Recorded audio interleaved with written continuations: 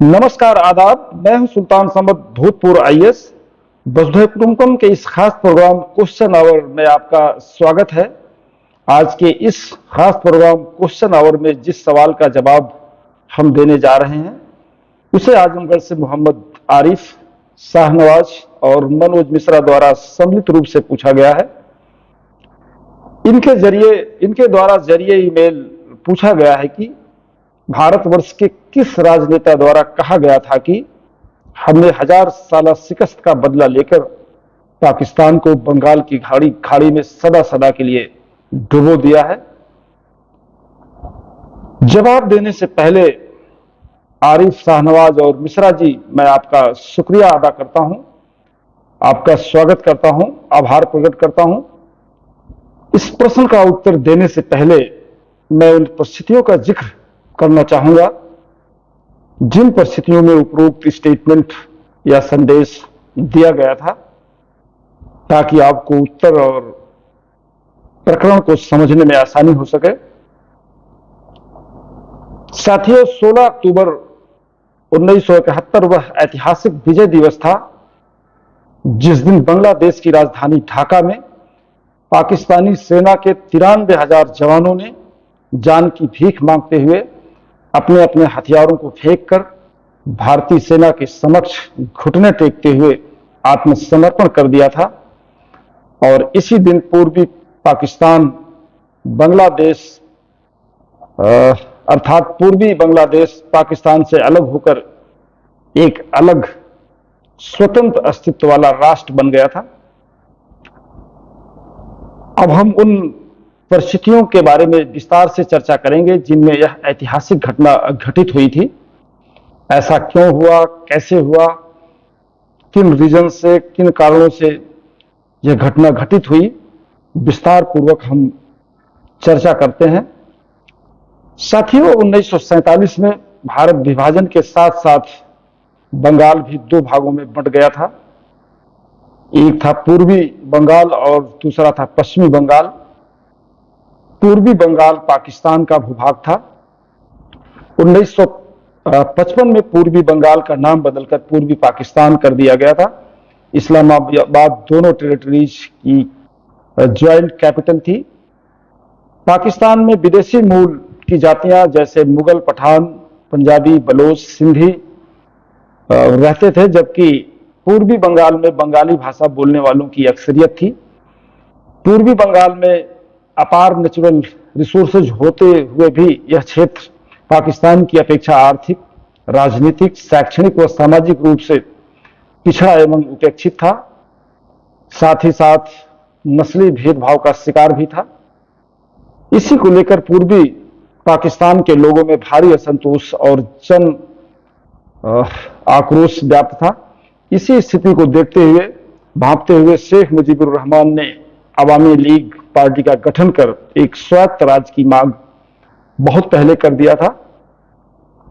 1970 में Pakistani national assembly यानी संसद का चुनाव संपन्न हुआ था, जिसमें शेख मुजीबुर रहमान की अवामी लीग को 313 सीटों वाली पाकिस्तानी संसद में 167 सीटों पर जीत हासिल हुई थी।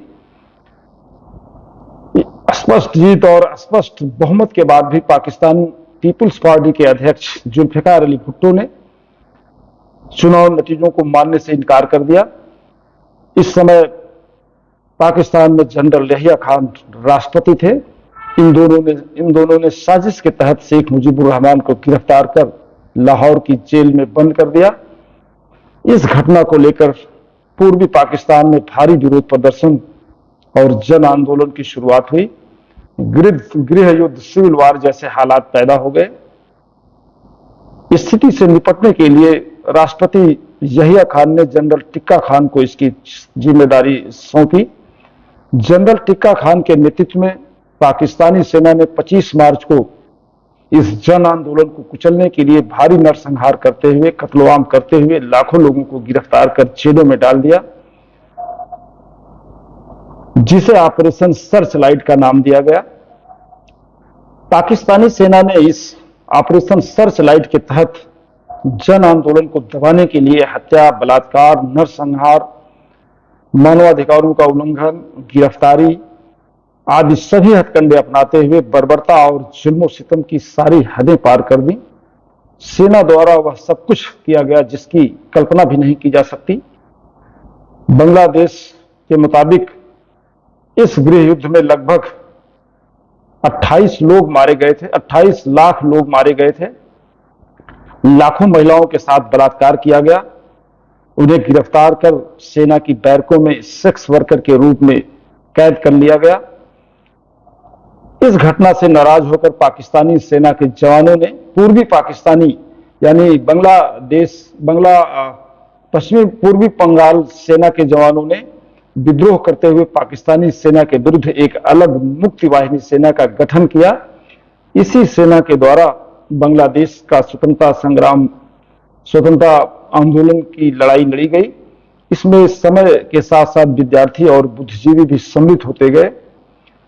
अब बांग्लादेश में गृह युद्ध शुरू हो चुका था। पाकिस्तानी सेना का अत्याचार व नरसंहार दिन पर दिन बढ़ता जा रहा था। जान बचाने के लिए लगभग 1 करोड़ लोग पूर्वी बंगाल से भागकर भारत में आ बसे, जिससे भारत में शरणार्थी समस्या शुरू हो गई। पूर्वी पाकिस्तान की मदद करने के लिए अब भारत सरकार पर दबाव शुरू हो गया।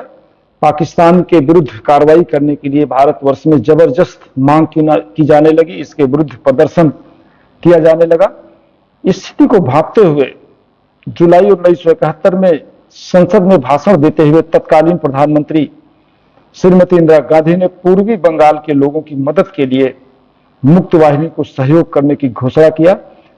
साथ ही साथ भारतीय सेना ने मुक्त वाहिनी के सैनिकों को मदद व प्रशिक्षण देने का कार्य शुरू कर दिया। इससे नाराज होकर पाकिस्तानी सेना ने 3 दिसंबर 1971 को भारतीय वायुसेना के कई ठिकानों पर हमला बोल दिया। इसी के साथ 1971 में भारत पाक युद्ध शुरू हो गया और यह लगभग 17 दिनों में ही समाप्त हो गया। चीन, यूएसए, यूके, यूनाइटेड किंगडम और इस्लामिक देश बांग्लादेश के गठन का विरोध कर रहे थे और खुलकर पाकिस्तान का सहयोग कर रहे थे। साथियों, दोनों देशों के बीच यह गृह युद्ध लगभग 14 दिन में ही समाप्त हो गया। भारतीय सेना के शौर्य, पराक्रम व बहादुरी के सामने पाकिस्तानी सेना ने घुटने टेक दिया। 16 दिसंबर 1971 को पाकिस्तानी जनरल नियाजी खान के नेतृत्व में भारतीय सेना के समक्ष 93,000 पाकिस्तानी सैनिकों ने घुटने टेकते हुए भारतीय सेना के सामने आत्मसमर्पण कर दिया और इसी दिन बांग्लादेश नामक एक स्वतंत्र राष्ट्र की भी घोषणा की गई, स्थापना की गई। साथियों, पाकिस्तानी सेना के आत्मसमर्पण करने तथा बांग्लादेश नामक स्वतंत्र राष्ट्र की घोषणा होने के इसी ऐतिहासिक विजय दिवस 16 दिसंबर 1971 को तत्कालीन प्रधानमंत्री इंदिरा गांधी ने अपनी इन उपलब्धियों से उत्साहित होकर देश के नाम प्रसारित संदेश में कहा था कि हमने 1000 साल शिकस्त का बदला लेकर पाकिस्तान को हमेशा हमेशा के लिए बंगाल की खाड़ी में डुबो दिया है। यानी हमने पाकिस्तान को 2 टुकड़े कर उसे सदैव के लिए कमजोर व शक्तिहीन कर दिया है। वास्तव में इस घटना से पाकिस्तान ने अपने एक विशाल भूभाग को, एक बड़ी टेरिटरी को, जो प्राकृतिक संसाधनों से अत्यंत संपन्न थी, गंवा दिया था। वह हमेशा हमेशा के लिए आर्थिक रूप से कमजोर हो गया। साथियों, 1971 में पाकिस्तान के मस्तक पर अपमान और पराजय का जो टीका लगा था, आज तक वह उससे उबर नहीं पाया। उसका मनोबल इतना ज्यादा गिर गया कि वो बहुत दिनों तक इस घटना से, इस सदमे से उबर नहीं पाया। दोस्तों, मुझे उम्मीद है कि आप लोगों को इस प्रश्न का उत्तर मिल गया होगा और इसके माध्यम से और बहुत सारे लोगों को बहुमूल्य जानकारी मिली हुई होगी। साथियों, अगर वीडियो आपको अच्छा लगा हो तो इसे लाइक, सब्सक्राइब और फॉरवर्ड जरूर करें ताकि और लोगों को भी इसका लाभ मिल सके। आप लोग भी इस तरह के क्वेश्चन मुझसे इस प्रोग्राम में पूछ सकते हैं।